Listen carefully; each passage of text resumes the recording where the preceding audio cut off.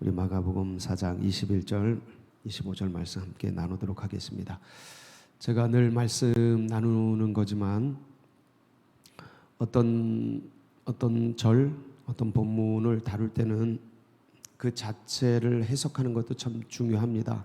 그래서 그 문단 자체 안에 있는 뜻, 그 다음에 하나의 단어, 한 절 한 절의 의미, 이런 것들을 파악하고 주의하고 해석하는 것도 참 중요합니다. 그런데 그것과 더불어 꼭 잊지 말아야 될 것은 이 문단이, 이 본문이 어느 위치에 있는가, 맥락이 어떤 맥락인가, 이것을 꼭 기억을 해야 합니다. 그래야 이게 무슨 뜻인가를 파악할 수 있습니다. 그렇지 않으면 그 자체의 뜻은 이해하는데 이게 어떤 목적과 의미로 이 자리에 있는지 파악하기가 어렵습니다. 오늘 내용이 다 그런 내용입니다. 오늘 말씀은 단어 그 다음에 구절의 뜻은 어려운 게 없습니다. 근데 이게 무슨 의미지?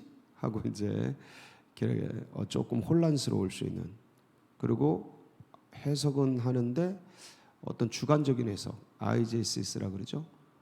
내 마음에 맞는 대로 해석을 해버릴 수 있습니다. 그래서 묵상은 그렇게 해도 큰 문제가 없습니다.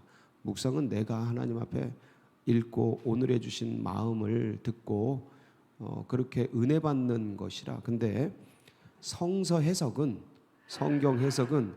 그렇게 하면은 사람들을 다른 데로 인도해 버립니다. 그래서 본문의 역사 속에서, 교회사 속에서 말씀하고 있는 정통적인 그런 어떤 기본적인 베이직한 뜻을 반드시 알고 그 다음에 이제 자기 나름대로 묵상하고 이래야지, 그 원뜻도 모른 채 그냥 내가 원하는 대로 묵상하고 들으면 이제 곁길로 가버리는 거죠. 주님은 이 얘기 하시는데 딴 나라로 가는 거예요. 유대인들처럼. 예? 그래서 오늘 이 내용이 어떤 내용인가 같이 한번 보시면서 어떤 말씀을 하시는가 같이 듣도록 하겠습니다. 예, 오늘 21절에 보면 주님께서 말씀하시는 거죠. 또 그들에게 이르시되 사람이 뭘 가져오는 겁니까? 등불을 가져오는 것은 말 아래나 평상 아래에 두려 함이냐 하고 묻는 것이죠. 주님이 질문하는 거죠. 말 아래나 평상 아래. 말 아래가 뭐죠? 이 말은 이게 대박입니다. 한 말, 두 말 할 때 그 말입니다.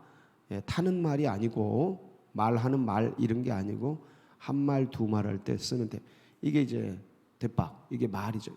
저런 그릇, 대박 이런 거로 덮어두려고 등불 가져오는 게 아니죠. 예, 그러려고 등불 가져오는 건 아니죠.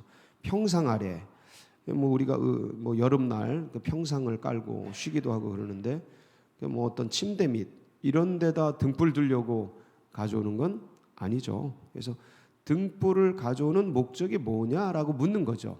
예, 그래서 이것은 등불을 가져오는 것은 등경 위에, 이 등불을 놓는 그 받침대가 등경인데, 등경 같은 것은 예를 들어서 저희도 이 등불을 켜고 살았던 기억이 있는데 가운데 잘 비추도록, 전체를 잘 비추도록 중앙에 놓거나 아니면 이렇게 달을죠. 가운데 중앙에 이렇게 달거나 아니면 이렇게 탁자를 놓고 그 위에 등경을 놓고 이렇게 등불을 놓을 수 있도록, 그렇게 해서 빛이 사방에 잘 비추도록, 예, 그러기 위해서 등불을 가져오죠. 누가 뭐 등불을 가져다가 말 아래 놓고 뭐 이렇게 평상 아래 놓으려고 등불을 가져오겠습니까? 특별한 것이 아닌 이상 그렇게 하지 않죠. 일반적으로는 등불 가져와서 비추려고 합니다. 그런데 22절 보면 그렇게 이제 등경 위에 두려고 가져오는 거 아니냐 하고 등불의 목적을 얘기하시고서는 드러내려 하지 않고는 숨긴 것이 없고 나타내려 하지 않고는 감추인 것이 없느니라. 자, 이게 등불하고 이게 뭔가 관계성이 있는 말씀이죠. 그러니까 드러내지 않고는 숨긴 것이. 그러니까 내가 이걸 숨기는 것은 그러니까 지금 이 말씀은 예를 들어서 이제 보물찾기 같은 걸 생각하시면 돼요. 보물찾기 그러면 아주 쉽죠. 이 보물을 숨기는 것은 아예 못 찾게 숨기는 겁니까? 아니면 찾도록 숨기는 겁니까? 그거죠, 그거. 예. 주님께서 지금 말씀하시려는 의도는 지금 이게 그러니까 숨기는데 이 숨기는 이유는 드러내려고. 예. 지금 이걸 감추고 있는데 이거는 나타내려고 감추는 거다. 지금 그 말씀하시는 거죠. 그래서 근데 이게 뭐길래 드러내려고 숨기고 뭐 나타내려고 감추시는 걸까를 앞에서 이제 앞 뒤에 문맥에서 이제 찾는 거죠.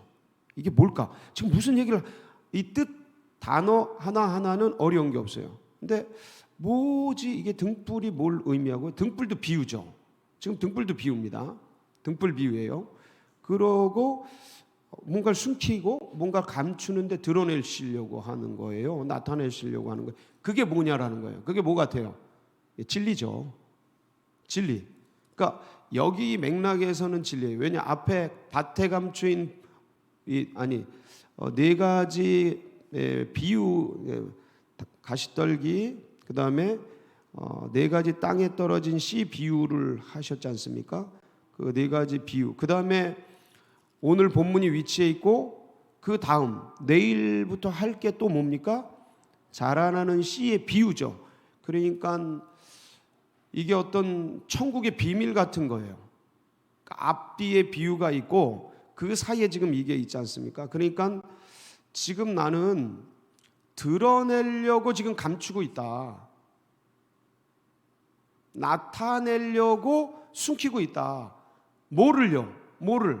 그러니까 하나님 나라를, 그 진리를, 그 숨기는 게 뭐예요? 비유예요. 비유. 그러니까 이 비유를 너희들에게 지금 내가 나누고 있는데 네 가지 밭에 대한 비유와 그 다음에 밭에 뿌려진 씨 비유나 자라나는 씨 비유나 이런 것들을 지금 하고 있는데 이 비유를 통해서 너희에게 얘기하고 있는 것은 나타내려고 하는 거다. 드러내려고 하는 거다. 그리고 뭘 나타내고 뭘 드러내려고 하는 거냐면 등불이라고 이제 비유를 하시는데 빛나는 것, 진리죠. 이 진리를 우리가 쉽게 말하는 것은 알아듣기 쉬운 것은 하나님 나라, 천국 비유지 않습니까? 그러니까 천국에 대한 비밀이에요. 그러니까 이게 복음이죠. 복음, 하나님 나라. 그러니까 예수 그리스도께서 알려주고 전하고자 하는 하나님 나라에 대한 걸 등불로 이제 표현하시고 이걸 숨기고 가리는 게 아니고 드러내려고 하는데 그런데 보세요. 이걸 아무나 들으면 돼요, 안 돼요? 안 돼요. 이걸 들어도 모른다니까요. 그러니까 주님의 사랑, 이걸 택정함을 입은 창세전에 예정하신 주의 백성들, 그러니까 이 성에 예비한 예정된 주의 백성들이 많으니라 복음을 전파해라 바울에게 그러잖아요. 그러니까 아직 듣지도 않고 알지도 못하는 사람들인데 예정하신 사람들이 있으니 복음을 전해라, 이 진리를 전해라, 들을 게 있는 자는 들으리라 하고 말씀을 하시는데 오늘도 똑같죠. 오늘 보세요. 23절 뭐라고 말씀하셔요? 들을 게 있는 자는 들으라. 이 귀는 무슨 귀입니까? 이 물리적인 귀는 아니죠. 어떤 말귀를 알아듣는 거죠. 예수님이 말씀하시는 걸 알아듣는 거죠. 사람이 말을 하는데 귀가 있는데 그걸 못 알아들을까? 못 알아듣는 사람들이 지천지에 깔렸죠. 여러분 부모님들이 자녀를 기를 때 참 많이 쓰시는 말씀입니다. 이게 왜 이렇게 말귀를 못 알아들어? 이게 부부 사이에서도 많이 쓰는 내용입니다. 제가 많이 들었어요. 그래서 두 분이 열심히 얘기를 하는데 못 알아듣는데요. 뭐 애들 보고도 이놈의 자식아 왜 이렇게 말을 못 알아먹어? 그러면서 이제 다그치고 저도 많이 들었습니다. 들으면 뭐해? 듣는데 흘러가죠. 알지를 못하죠. 그러니까 들어도 듣는 게 아닌 거예요. 알아도 아는 게 아니야. 왜냐하면 말씀하셔도 딴 데로 흘러가니까. 그래서 그 마태복음의 13장의 비유장이잖아요. 천국 비유에 대한 것이 많이 나오지 않습니까? 그 비유장에 보면 이제 이런 말씀이 있습니다. 마태복음 13장 10절에서 13절인데 비유로 말씀하시는 뜻. 시작. 제자들이 예수께 나와 이르되 어찌하여 그들에게 비유로 말씀하시나이까? 대답하여 이르시되 천국의 비밀을 아는 것이 너희에게는. 자, 뭐가요? 천국의 비밀. 저게 뭐예요? 복음, 진리죠. 자, 이것이 여러분에게는 허락된 거예요. 땡큐한 거죠. 감사한 거죠. 감사해요. 너무너무 감사해요. 내가 누구를 알았더니, 내가 누구를 알다니, 하나님을 알다니. 너무 몰라. 아무리 얘기를 해도. 자, 그래서 천국의 비밀을 아는 것은 너에게 허락되었으나 그들에게는 아니 되었나니. 왜 안 됐어요? 뭐가 없는 거예요? 들을 귀가 없는 거예요. 자, 여러분 물리적인 귀 얘기한 거 아니라 그랬죠? 그러면 애들에게 이놈의 자식아 말귀를 좀 알아들어. 부모님이 그렇게 얘기할 때 얘네들이 귀가 없는 게 아니지 않습니까? 지금 뭐를 못 알아듣는 거예요? 아비의 심정을 못 알아듣는 거죠. 부모의 마음을 못 알아듣는 거죠. 지금 왜 못 알아들었습니까? 그럼 이 아비 어미의 절규에 찬 이 애타는 심정을 예수 그리스도의 그 진짜 피눈물 나고 피 뿌려서 뿌리는 그 천국의 비밀을 모든 몸에 진액을 쏟아서 전하시잖아요. 예? 밥 먹을 겨를도 없이 온 몸에 진액을 제가돼 가지고 쏟아 가지고. 그런데 그 얘기를 왜 못 알아들어요? 왜 못 알아듣습니까? 들을 귀가 없으니까 못 알아듣죠. 들을 귀가 왜 없는 거예요? 마음이 높아진 겁니다. 마음에 다른 것이 가득 찬 거예요. 가치를 모르는 거예요. 그러니까 그 가치보다 지금 주님이 말씀하시고 지금 선포되는 진리와 복음과 이런 것보다 뭐가 더 많은 거예요? 이 마음에 세상의 것들이. 거기를 향한 가치가 더 높은 거예요. 엄마 아버지가 아무리 얘기를 해도 지금 누구 얘기가 더 귀에 잘 들어오는 거예요? 친구들 얘기, 세상의 얘기, 재밌는 그거. 저도 많이 했습니다, 애들하고. 뭐 저만 한 것 같아요? 저만 한 거 아니죠? 안 들려요, 안 들려. 그때 들었으면, 그때 공부하라 그럴 때 진짜 열심히 했으면, 노는 게 왜 이렇게 재밌어? 그때 성실하게 그걸 했으면, 그러면 이렇게 안 살지 하는 얘기들을 수없이 이제 많이 못 알아듣는 거예요. 다른 게 꽉 차 있는 거예요. 세상 게 꽉 차 있는 거예요. 그러니까 그 마음이 가치를 모르니까 이 영원한 진리가 우스운 거예요. 그건 미친 니네나 믿고, 그거는 휙 눈깔 돌아간 니네나 알아서 하고, 그리고 정말 영혼의 관점에서 보면 쓰레기, 썩은 나무 토막 같은 거를 얻으려고 이 귀중한 자기의 생을 거기다 쏟아붓는 거예요. 아무것도 아닌 거, 불타버리고 없어질 거. 나중에 병상에 누워서 내가 왜 저런 데다 인생을 쏟았나 그럴 거. 여러분, 모든 사람이 죽음을 앞에 두고 하는 고백입니다. 더 사랑할 걸.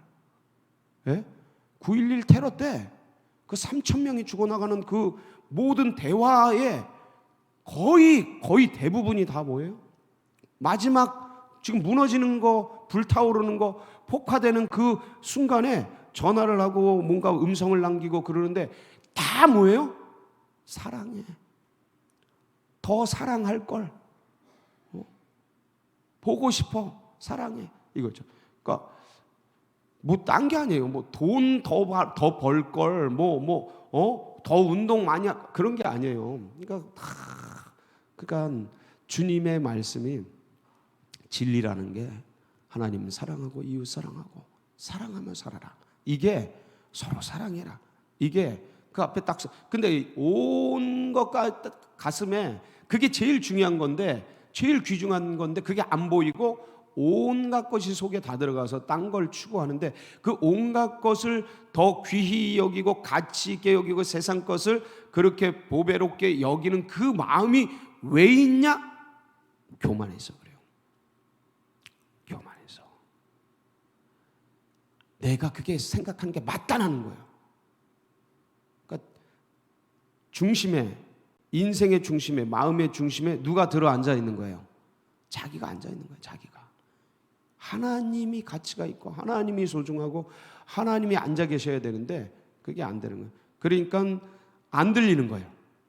안 들려요. 여기서 아무리 얘기해도 잘 안 들릴 때가 안 들릴 때가 많아요. 그래서 자꾸 들어야 돼. 애들이 얘기를 해도 귀를 열어야 돼요. 애들이 얘기를 해도 배울 게 있어요. 예. 그러니까 누구든지 얘기를 해도. 제가 어제 청년하고 대화를 하는데, 예?